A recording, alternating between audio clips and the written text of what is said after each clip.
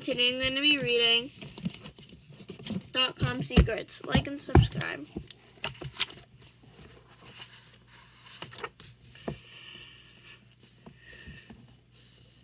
Throughout these chapters, I'll be showing you things that you can do to increase your average cart value. But I wanted to point these metrics out now so you can understand the math behind funnels. It's not complicated, but it's the real secret to creating funnels that will grow your company. Just like lead funnels, there are different types of unboxing funnels that you will use for different situations.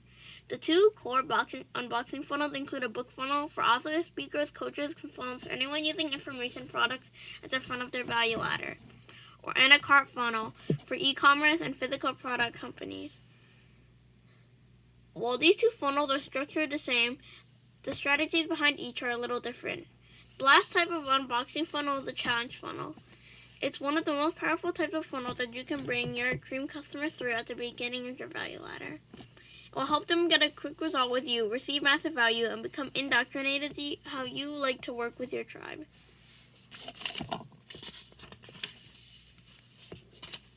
So at the next chapter, he's going to be talking about tips for these funnels. And so there's one tip for one boxing funnel for information products, and another funnel for real products. So Kobe Soup is a book written by me about a guy named Bob and how he found a delicious soup to eat. When he discovered the ingredients, he was shocked. And Asset Kids is a book written by me and my brother about how kids can help their parents in their business.